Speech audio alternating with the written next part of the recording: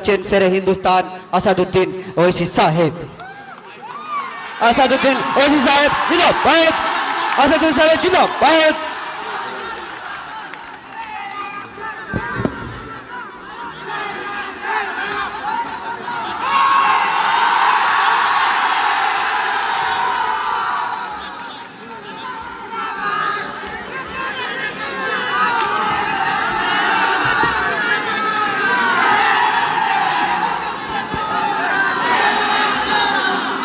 औज़ुबिल्लाहि मिनश्शैतानिर्रजीम बिस्मिल्लाहिर्रहमानिर्रहीम अस्सलामु अलैकुम व रहमतुल्लाहि व बरकातुहू। जनाब नूर महबूब आलम साहब, मोअज़्ज़िज़ हाज़रीन इकराम, मेरे तमाम मजलिसी रुफ़क़ा, हाज़रीन इकराम, बुज़ुर्गान मिल्लत, मेरी इज़्ज़तदार और माँ और बहनों, मैं आप तमाम का शुक्रिया अदा करता हूँ कि आपने इतनी गर्मी में इस दोपहर के वक्त में आज के इस जलसे में शिरकत की। आपका बेहद शुक्रिया। और मैं आपको ये बात बताने के लिए भी आया हूँ कि इंशाअल्लाह ताला मजलिस इत्तेहादुल मुस्लिमीन बंगाल की सरजमीन से अपने सियासी सफ़र का आगाज़ कर रही है और हमको यकीन है कि इंशाअल्लाह ताला आप तमाम की दुआएं, आप तमाम का साथ रहेगा। और मैं आपको इस बात का वादा भी कर रहा हूं और तयखुन भी दे रहा हूं कि हम सिर्फ इस एक इलेक्शन के लिए बंगाल को नहीं आए हैं, बल्कि इंशाअल्लाह ताला मैं जब तक जिंदा रहूंगा बंगाल में हम हर इलेक्शन लड़ेंगे, चाहे असेंबली का हो, पार्लियामेंट का हो, जिला परिषद का हो। और मेरे इस दुनिया से चले जाने के बाद भी मुझसे ज्यादा काबिल और बेलोस लोग आकर भी बंगाल में मजलिस इत्तेहादुल मुस्लिमीन के काम को जारी और सारी रखेंगे इंशाअल्लाह। तीसरी अहम बात मैं आपको बताना चाहूंगा कि इस आने वाले असेंबली इलेक्शन में इंशाअल्लाह ताला जलंगी और सागरदगी से मजलिस इत्तेहादुल मुस्लिमीन का उम्मीदवार इस इलेक्शन में लड़ेगा इंशाअल्लाह ताला। और दूसरे मुकामात, दूसरे असेंबली कॉन्स्टिट्यूंसीज के ताल्लुक से इंशाअल्लाह 1-2 दिन के अंदर हम लोग फैसला करके बताएंगे। मगर आप मुतमईन रहिए कि बंगाल की सरजमीन पर जो कोई भी इलेक्शन होगा, MIM पार्टी अपना हरा झंडा लेकर इलेक्शन में जरूर लड़ेगी इंशाअल्लाह ताला।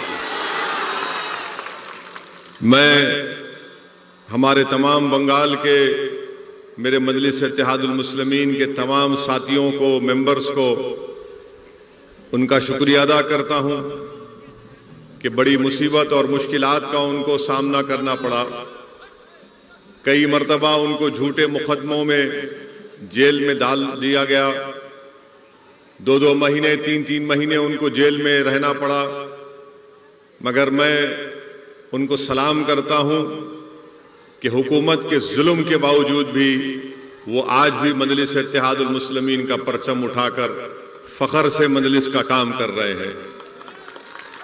मैं साथ ही साथ बंगाल की इस TMC हुकूमत को बताना चाहूंगा कि आपने मजलिस के मेंबर्स के ऊपर जुल्म किया, झूठे केसेस डाले, उनको 2-2 महीने, 3-3 महीने जेल में रखा। मगर TMC को ये बात महसूस कर लेना चाहिए कि अब तो ये तो हमारी शुरुआत है, अभी तो हमारा स्टार्ट हुआ है और स्टार्ट में ही TMC की नींद हराम हो चुकी है। इंशाअल्लाह ताला यकीनन हमको और आपको मिलकर मेहनत करना है, जुस्तजू करना है और हमको हालात से नाउम्मीद नहीं होना है। मैं साथ ही साथ आपको ये भी बताना चाहूंगा कि मैं जब यहां पर आ रहा था तो मुझे कई लोग फोन के जरिए, ईमेल के जरिए ये बोले कि असदुद्दीन ओवैसी आप मत जाइए, आपके जाने से हालात खराब हो जाएंगे, आप क्यों जाना चाहती हैं, आप मत जाइए। एक बहुत बड़े बिजनेसमैन हैं, उनका कारोबार ऑस्ट्रेलिया में भी है। वो दिल्ली में मेरे से मुलाकात करके बोले कि आप क्या चाहते हैं। मैंने कहा क्या मतलब है आपका, आप क्या चाहते हैं।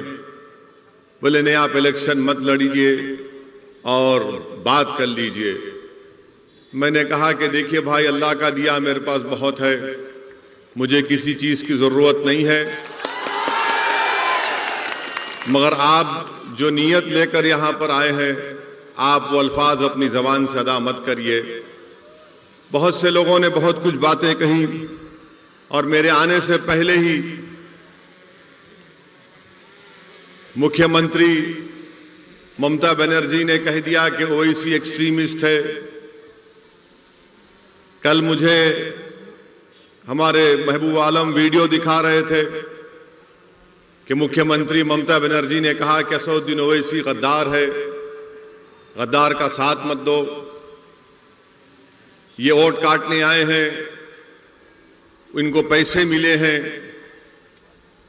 मैं बंगाल के मुख्यमंत्री से यह कहना चाहूंगा कि आप जो कुछ कहना चाहते कह लो मेरे को, मुझे इसका कोई फर्क पड़ने वाला नहीं है। हम मुख्यमंत्री साहिबा को यह बताना चाहेंगे कि ममता बनर्जी, मेरी इज्जत और जिल्लत का देने वाला अल्लाह है, आप नहीं दे सकते मुझे। आप जो कुछ बोलना चाहते बोलो आप, मैं सुनने तैयार हूं, मगर एक बात आपको याद रखना पड़ेगा कि शायद आपको अपनी जिंदगी में असदुद्दीन ओवैसी जैसे अपोजिशन लीडर का मुकाबला नहीं हुआ होगा अभी तक। हम लड़ेंगे, ये हमारा जमहूरी हक है, डेमोक्रेटिक राइट है, और हम आगे बढ़ेंगे इंशाअल्लाह ताला। दूसरी बात यह है कि कोई यहां पर कहते कि लेफ्ट और कांग्रेस वाले बोलते हैं क्यों असदुद्दीन ओवैसी आ रहे।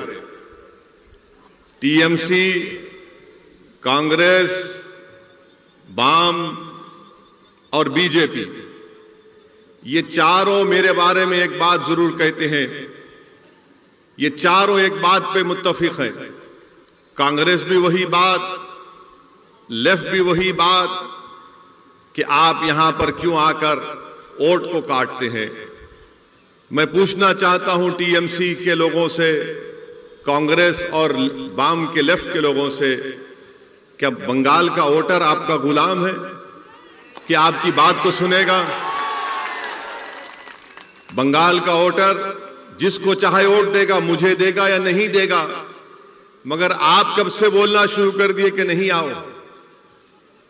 मेरे अजीज दोस्तों, मेरी इज्जतदार मां और बहनों, 70 साल से आप लोगों ने कांग्रेस को वोट दिया, लेफ्ट फ्रंट को वोट दिया, 10 साल आपने टीएमसी को वोट दिया, और इन तीनों पार्टीज ने आपसे वोट लेकर यह कहा कि हम हिंदुत्व को रोकेंगे, हम आपका डेवलपमेंट करेंगे, हम आपसे इंसाफ करेंगे।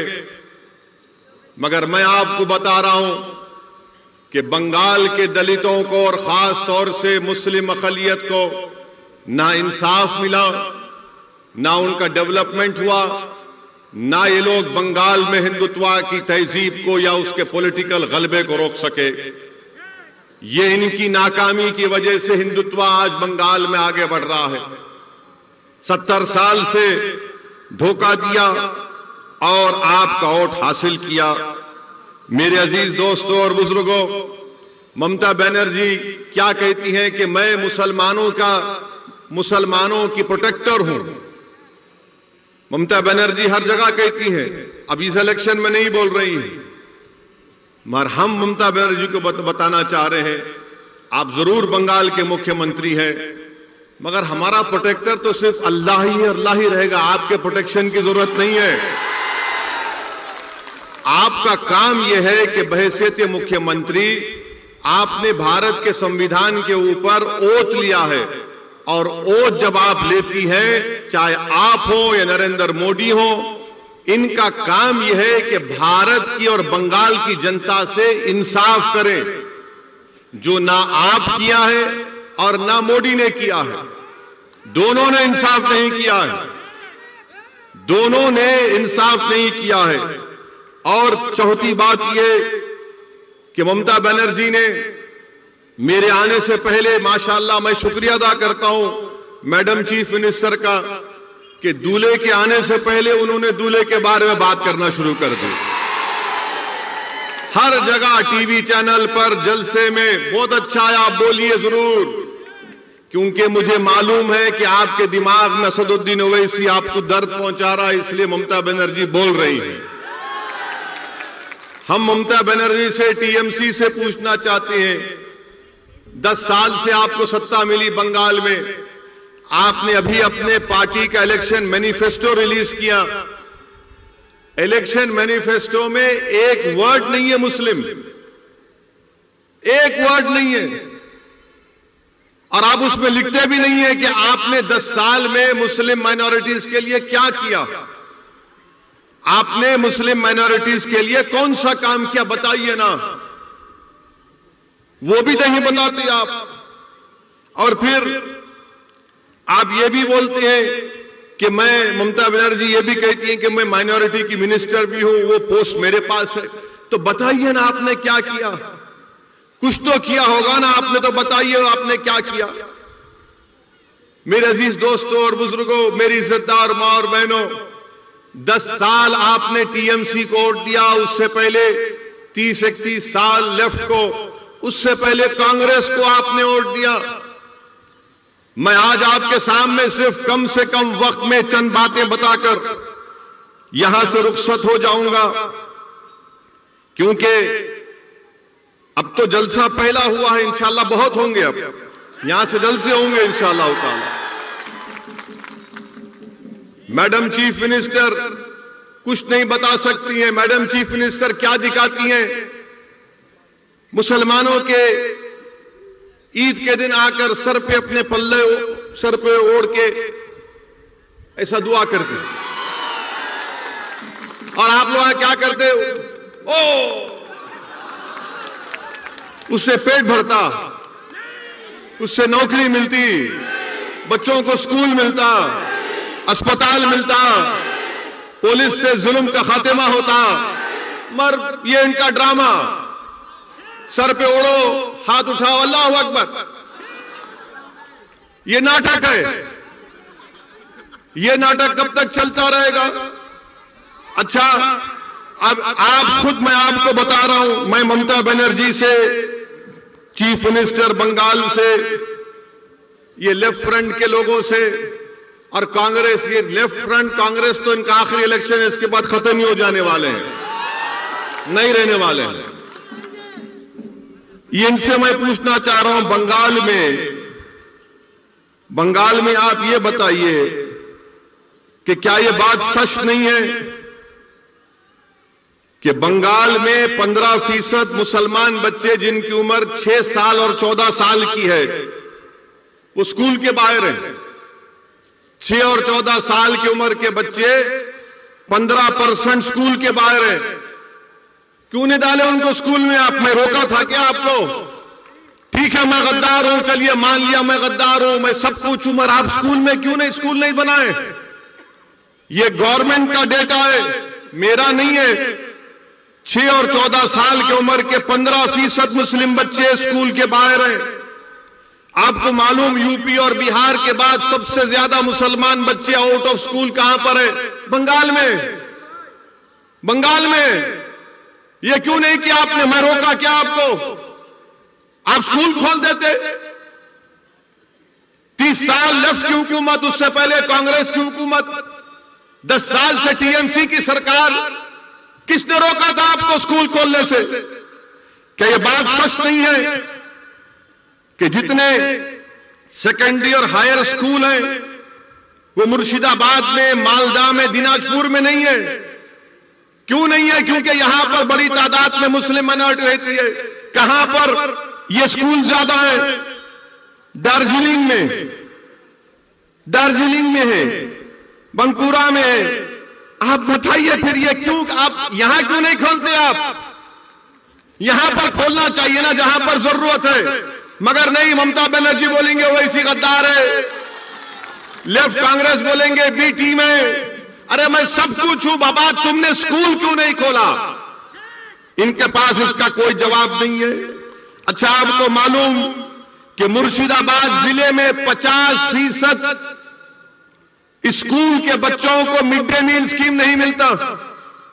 अब तो खैर कोविड से स्कूल बंद है, मगर 2019 से क्यों नहीं देते आप मिड डे मील स्कीम? बच्चों को स्कूल में खाना दिया जाता है पूरे भारत में। 50% स्कूल्स में मुर्शिदाबाद में मिड डे मील स्कीम नहीं दिया जाता। क्यों नहीं दिया जाता? ठीक है ममता दीदी, मैं गद्दार हूं, मानता हूं कांग्रेस लेफ्ट वालों, मैं भी टीम हूं। बताओ फिर तुम स्कूल में खाना क्यों नहीं देते?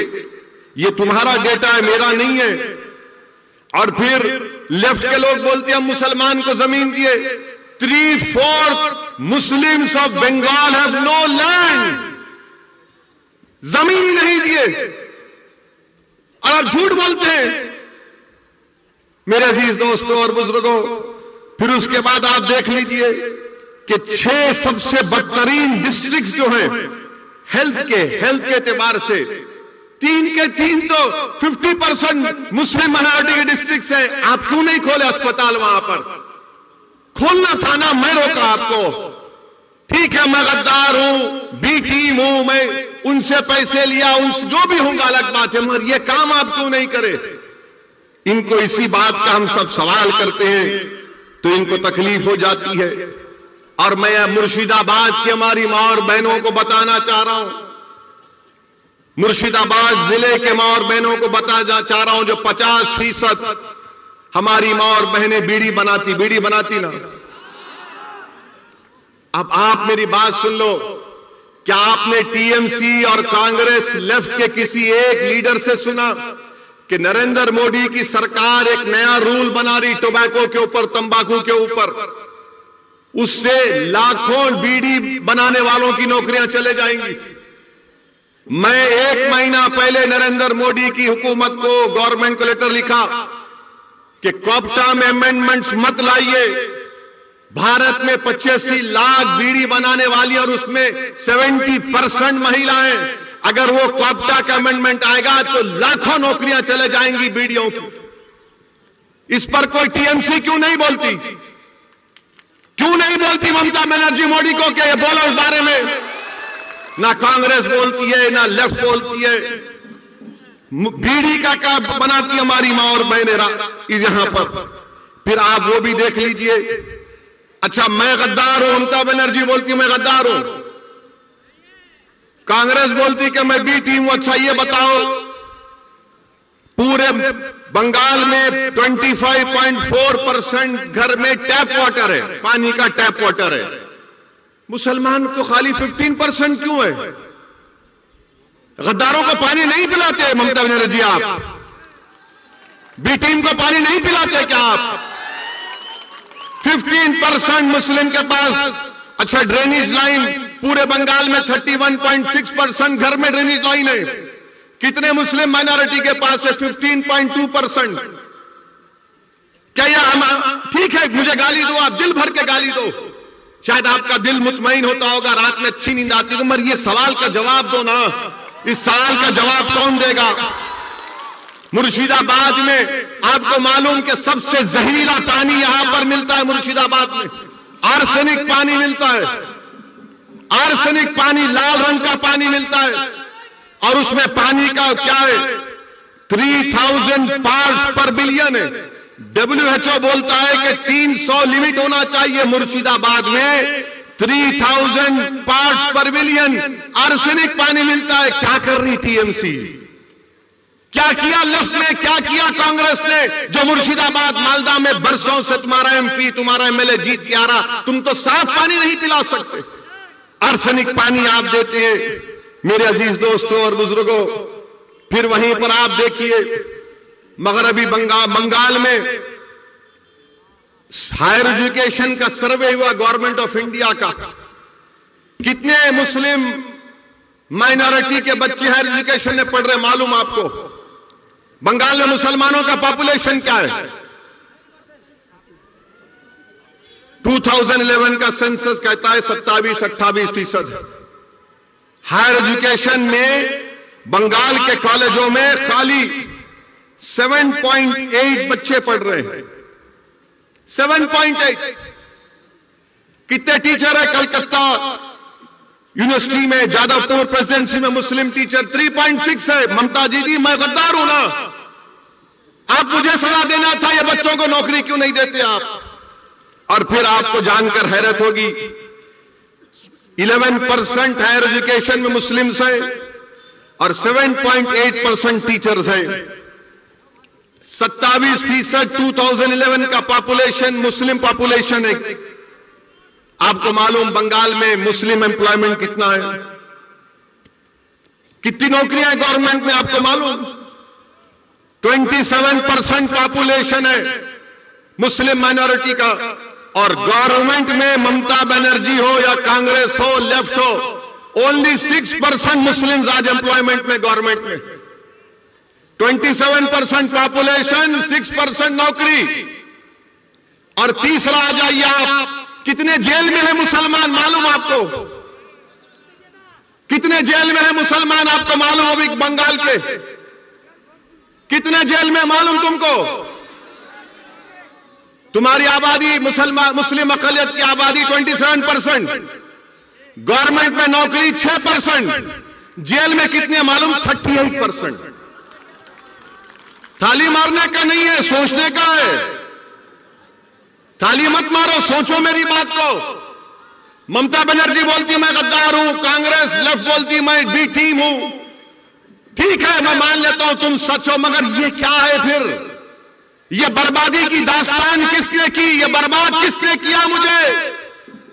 तुम तो मेरा वोट लेकर चले गए, तुम तो मेरा वोट ले लिए ना, मगर तुमने क्या दिया मेरे बच्चों को? स्कूल दिया नहीं दिया, कॉलेज में एडमिशन दिया नहीं दिया, तुमने गवर्नमेंट में नौकरी दी नहीं दी, तुमने मेरे घर में पानी की लाइन दी नहीं दी, तुमने मुझे पीने का साफ पानी दिया नहीं दिया, तुमने मुझे क्या दिया? तुमने मुझे जेल में डालकर मेरे नौजवानों की जिंदगी को बर्बाद कर दिया। ये पॉइंट है मेरे भाई। इसीलिए असदुद्दीन ओवैसी बंगाल को नहीं आना। मैं आपको सच्चाई से हर चीज बता रहा हूं, आप खुद देख लीजिए। अच्छा, आपको मालूम ये पुलिस के लोग हैं? कितने मुस्लिम सब इंस्पेक्टर है बंगाल में मालूम? कितना तुम्हारा पॉपुलेशन है? 28% पॉपुलेशन है ना। ममता बनर्जी बोलती है ओवैसी गद्दार, कांग्रेस लेफ्ट बोलती है ओवैसी बी टीम। पूरे बंगाल में खाली 7% मुस्लिम सब इंस्पेक्टर्स हैं। 7%, 7%, जिसको सार्जेंट बोलते हैं, इंस्पेक्टर बोलते हैं। कितने मालूम आपको? 2%। 2% है खाली। मेरे भाई ये क्या हो रहा है? अच्छा, सोने पे सुहागा ये कि बंगाल की असेंबली में 294 असेंबली सीट्स में 59 कितने साबिर 59 है मुस्लिम एमएलए, 59 मुस्लिम है, जिसमें से ममता बनर्जी के 32 हैं। आप बोलेंगे ओ इसी तो 59 है। मेरे भाई 59 की अहमियत नहीं है। अगर मजलिस के 4 जीत के गए तो ममता बनर्जी को यह काम करना पड़ेगा। ये 59 से कुछ नहीं हुआ। क्या किया वो लोग? तो खाली गूंगे बन के बैठे रहे बंगाल के असेंबली में, कुछ बोल नहीं सके, पूछे नहीं कि क्यों ये नाइंसाफी हो रही है। और फिर टीएमसी हमसे बोलती कि हम गद्दार हैं। मैं ममता बनर्जी आपको याद दिला रहा हूं, यहां के जलसे से मैं ममता बनर्जी को याद दिला रहा हूं कि ममता बनर्जी 30 अप्रैल 2002, ये मैं जो कुछ कह रहा हूं ना, मैं चैलेंज कर रहा हूं। अगर इसमें से एक वर्ड भी गलत है तो मेरे को चैलेंज कर रहा हूं, बैठ के डिबेट करेंगे, टीवी के सामने आ जाओ। 30 अप्रैल 2002 को लोकसभा में डिबेट हुआ गुजरात के फसादात के लिए, जब मेरे वालिद सालारे मिल्लत अलैहिर्रहमा एमपी थे सुल्तान सलाहुद्दीन अवैसी। लोकसभा में सबने उस मोशन के खिलाफ वोट दिया। ममता बनर्जी, आपने तो मोदी का साथ दिया था 30 अप्रैल 2002 को, और मैं गद्दार हूं। अगर टीएमसी के लोग यहां पर हैं तो जाके तुम्हारी दीदी को सुनाओ। 15 सितंबर 2003 टाइम्स ऑफ इंडिया अखबार की रिपोर्ट है। क्या तारीख? 15 सितंबर 2003। ममता बनर्जी क्या कहती है उसमें? ममता बनर्जी आरएसएस के लोगों से मिलती है और मिलके बोलती है कि आरएसएस के लोग देश प्रेमी हैं। और ममता बनर्जी बोलती है उनको कि अगर तुम 1% मेरा साथ दिए तो मैं बंगाल की पूरे मुकद्दर को चेंज कर दूंगी। ममता बनर्जी, तुमने तो 2003 में आरएसएस से हाथ मिला लिया था और आज तुम असदुद्दीन ओवैसी को गद्दार कहती हो। क्या बात है ये? 2003 का 15 सितंबर 2003 का। अच्छा, फिर ममता बनर्जी 2019 का पार्लियामेंट इलेक्शन हुआ। पार्लियामेंट के चुनाव में आप बताइए कि आपने बीजेपी को वोट दिया? कितनों ने बीजेपी को वोट नहीं दिया? हाथ उठाओ। शर्माओ ने, डरना नहीं। कितने टीएमसी को वोट दिया? डरो भाई, उठाओ, कोई बात नहीं। अच्छा, 18 बीजेपी कैसा जीत गई? 18 बीजेपी कैसा जीत गई बंगाल से? मैं तो नहीं था ना, गद्दार तो नहीं था, बी टीम भी नहीं थी, तो बीजेपी मोदी 18 कैसे जीत गया? टीएमसी का ममता का वोटर मोदी के गोद में बैठ के चाय पी रहा है। और ममता बनर्जी, टीएमसी, लेफ्ट, कांग्रेस हमको गद्दार, बी टीम, क्या क्या गाली देते थे। अच्छा, फिर रिजल्ट आया तो ममता बनर्जी ने क्या कहा था? मीडिया ने जाकर ममता बनर्जी से क्या पूछा? ए दीदी, बीजेपी इतना जीत गई, क्या मुस्लिम की वजह से हुआ? मीडिया को भी शौक खाली मुसलमान से है। तो ममता बनर्जी ने क्या कहा कि हां, गाय दूध देती है तो कभी गाय लात भी मारती है। कहा था ना? मेरे को एक जवाब दो, तुम इंसान हो, तुम गाय हो? अगर कोई बंगाल का मुसलमान है, वो इंसान है या गाय है? तुम इंसान हो या गाय हो? जोर से बोलो, तुम इंसान हो या गाय हो? तुम 2 टांग के हो या 4 टांग के हो? तो किसने अख्तियार दिया मुख्यमंत्री को कहने के लिए कि हम 4 टांग की गाय है? किसने दिया, बताओ? अच्छा, फिर मुख्यमंत्री ने क्या कहा? गाय दूध देती है तो हम ले लेते हैं, लात मारती तो कबूल कर लेते हैं। ममता बनर्जी, हम गाय नहीं है, इंसान है, और इंसान को नौकरी की जरूरत है, इंसान को पानी की जरूरत है, इंसान को घर की जरूरत है, इंसान को नौकरी की जरूरत है, इंसान को स्कूल की जरूरत है, इंसान को कॉलेज की जरूरत है। मगर दीदी, आपने क्या किया? आपने तो दूध भी पी लिया, मलाई भी खा ली, मिष्टी दोई भी खा लिए। अब हमारे पास कुछ नहीं बचा है। मैं आपको गाय के रूप में नहीं देखता, मैं आपको इंसान के रूप में देखता हूं। मजलिस इत्तेहादुल मुस्लिमीन तुमको भारत का बावकार इंसान के तौर पर देखती है। मैं तुम्हारे से दूध लेने नहीं आया हूं, मैं तुम्हारा हक दिलाने के लिए आया हूं यहां पर। मैं तुम्हारे को भारत के संविधान में जो आपका जायज मुकाम है उसको दिलाने के लिए आया हूं। मैं इंसान को इंसान के रूप में उसकी इज्जत बहाल करने के लिए आया हूं। टीएमसी आपको जानवर की तरह देखती और असदुद्दीन ओवैसी आपको इंसान के तौर पर देखता है। मेरे अजीज दोस्तों और बुजुर्गों, मैं आपको याद दिलाना चाहता हूं एक तारीखी शख्सियत को। कितने लोग टीटू मार को जानते हैं? टीटू मीर को। टीटू मीर को जानते हैं? कौन था टीटू मीर? कौन था टीटू मीर? टीटू मीर हाफिज कुरान थे। टीटू मीर हाफिज कुरान थे, हज करने गए। जब वापिस आए टीटू मीर, तो जमींदारों ने मुसलमानों पर टैक्स लगा दिया कि जो दाढ़ी छोड़ेगा उस पर टैक्स। तो एक इलाका है नरकल बिराई बोलते ना, नारकल बिराई में टीटू मीर थे। तो टीटू मीर ने कहा कि हम जमींदारों को दाढ़ी छोड़ने पर टैक्स नहीं देंगे। तो टीटू मीर ने एक किला बनाया जिसको बंसर कला बोलते हैं, बंसर कल्ला बोलते हैं। टीटू मीर ने बनाया और टीटू मीर ने उन जमींदारों और अंग्रेजों के खिलाफ जिहाद किया था ना। आज असदुद्दीन ओवैसी आपको बोलने आया कि आपको ना जिहाद करने की जरूरत है, ना हथियार उठाने की जरूरत है, आपको सिर्फ भारत के संविधान को समझकर अपने हक के लिए लड़ने की जरूरत है। उस जमाने में जमींदार थे और अंग्रेज थे, वो तो जमींदार अंग्रेज चले गए, अब नए जमींदार आ गए। एक जमींदार टीएमसी, एक जमींदार मोदी, एक जमींदार कांग्रेस, एक जमींदार लेफ्ट। ये जमींदार बन चुके हैं और हम पर टैक्स लगा रहे हैं।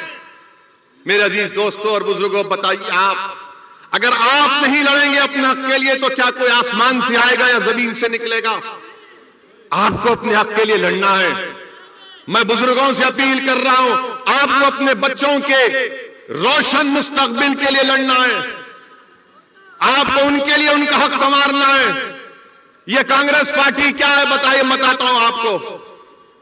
यह कांग्रेस पार्टी जब बाबरी मस्जिद का फैसला आया तो कांग्रेस पार्टी इसका वेलकम किया। कौन उसके बारे में कहा? किसने कहा कि supreme court is supreme but not infallible? उसका नाम असदुद्दीन ओवैसी था। ममता बनर्जी, पूछो उनसे टीएमसी से कि राम मंदिर का जजमेंट आया, उसके बारे में आपकी क्या राय है? तो बोलेंगे, नाराज हो जाएंगे वो लोग, मान खामोश बैठो। कांग्रेस के बहुत बड़े चीफ मिनिस्टर कमलनाथ ने ईंटें भिजा दी, प्रियंका गांधी ने उसका वेलकम किया। यह कांग्रेस पार्टी है जो आपके वोटों से मुर्शिदाबाद, मालदा में बरसों से हुकूमत करती आ रही है और कुछ नहीं किया। यहां पर ट्रिपल तलाक का बिल पार्लियामेंट में आया तो कौन उसके खिलाफ बोला? आपने देखा होगा ना, किसने बोला ट्रिपल तलाक के खिलाफ? जब ट्रिपल तलाक का बिल पार्लियामेंट में मैंने वोटिंग का मुतालबा किया तो पूछो टीएमसी से, टीएमसी ने वॉकआउट कर दिया। वोट क्यों नहीं डाला? वोट क्यों नहीं डाला? वॉकआउट किया। वोट डालना था, बताना था मोदी को कि तुम्हारे खिलाफ वोट दे रहे हैं। हम खाली 2 एमपी हैं लोकसभा में, मगर मोदी के 300 एमपी के सामने उसके खिलाफ बोलते और वोट भी डालते उसके खिलाफ। ममता बनर्जी का एक चेहरा लोकसभा में, एक चेहरा बंगाल में, एक चेहरा लोकसभा में। उनके एमपी बड़ी बड़ी अच्छी अंग्रेजी में बड़ी बड़ी तकरीर कर लेते हैं, मगर सिटीजन अमेंडमेंट बिल आया तो 8 एमपी नहीं थे, 8 एमपी नहीं थे। किसने सारी दुनिया के सामने बता दिया कि CAA का कानून भारत के संविधान के खिलाफ है? और मैंने सारी दुनिया के सामने मोदी के और उसके 300 एमपी के सामने उस कानून को फाड़ कर बता दिया काला कानून है। क्या कांग्रेस ने किया? क्या टीएमसी ने किया? लेफ्ट तो कहीं है ही नहीं बेचारे। ये कांग्रेस और लेफ्ट तो वो मेडिकल शॉप में जब जाते हैं दवा लेने के लिए तो दवा के नीचे ऊपर लिखा होता कि कब बनी, date of manufacture, date of expiry. ये कांग्रेस लेफ्ट का डेट ऑफ एक्सपायरी हो चुका है। इनसे अब कुछ नहीं होगा, इनसे कुछ नहीं होगा अब कांग्रेस और लेफ्ट फ्रंट से।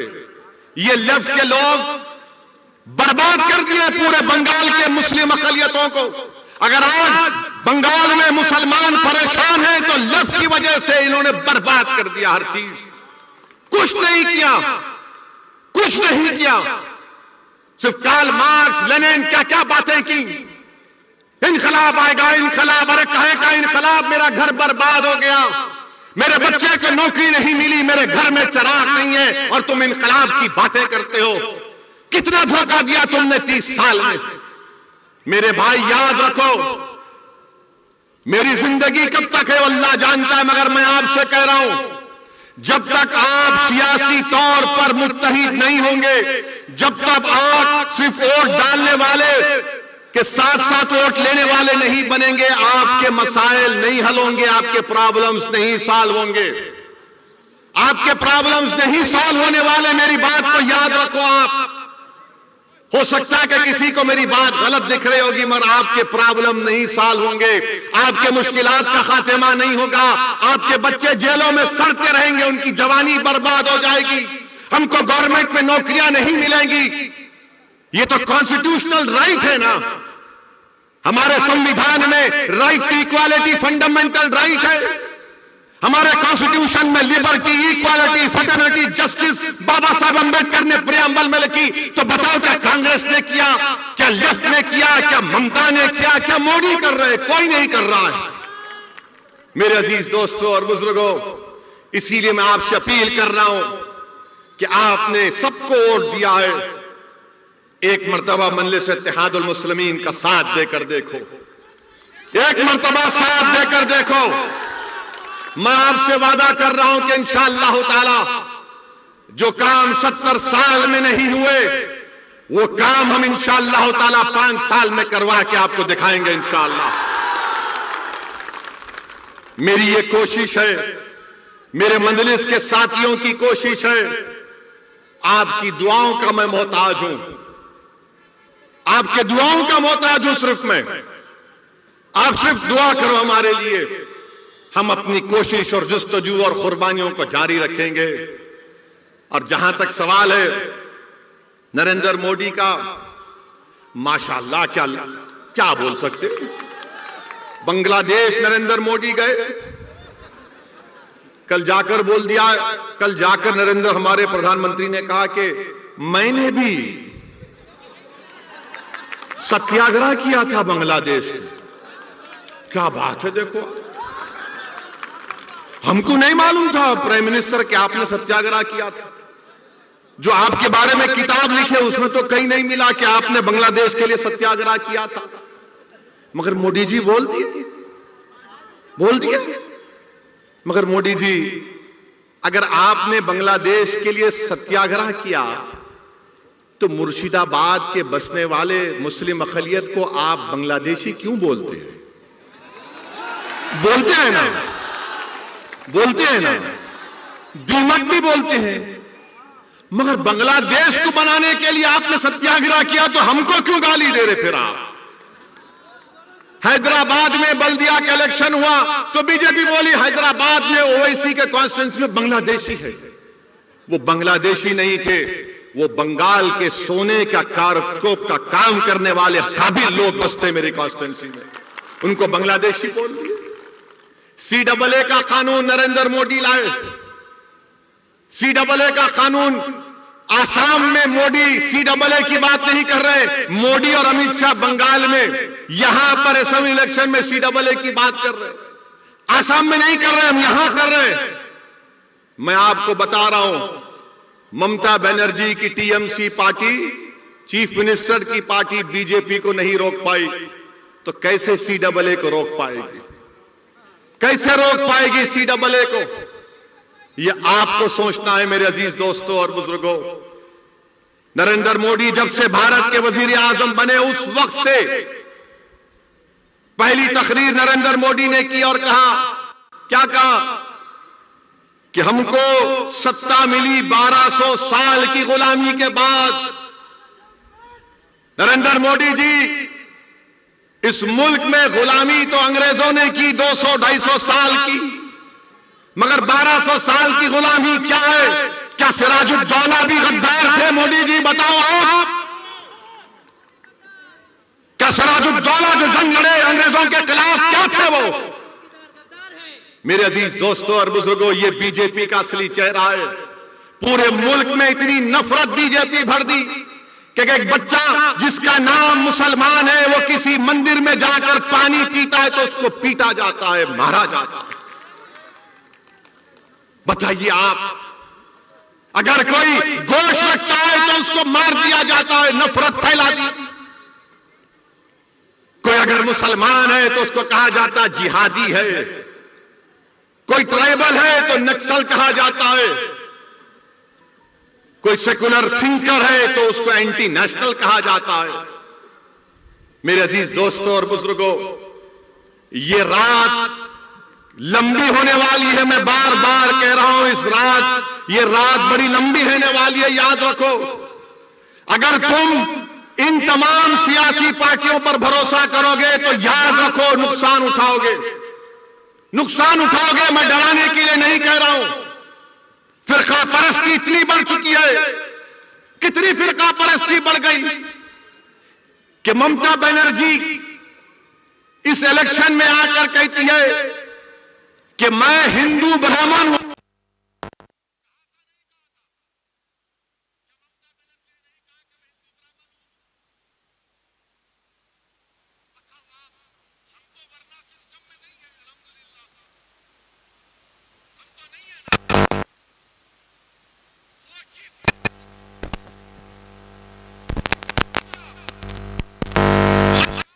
बताओ, तुम सोचो, फैसला करो, तुम और हम कहां जाएंगे। जब बंगाल की मुख्यमंत्री कह रही है कि मैं हिंदू ब्राह्मण हूं, तो बताओ हम कहां जाएंगे फिर। क्या ये डाइवर्सिटी है, ये प्लूरलिज्म है, ये सेकुलरिज्म है, ये लिबर्टी है, ये इक्वालिटी है, जस्टिस है? कि एक मुख्यमंत्री कह रहे हैं कि मैं हिंदू ब्राह्मण हूं, तो फिर यहां पर हम कहां जाएंगे बताओ। नरेंद्र मोदी कहते हैं कि मैं हिंदू नेशनलिस्ट हूं, तो बताओ फिर हम कहां जाएंगे।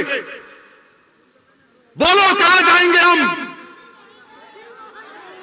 रहेंगे यही इंशाअल्लाह ताला, इज्जत के साथ रहेंगे, अपनी सियासी क़यादत को बनाएंगे, अपने वोट से अपने नुमाइंदों को कामयाब करेंगे, बंगाल में एक इनकलाब बर्पा करेंगे, बंगाल में तारीख लिखेंगे इंशाअल्लाह ताला।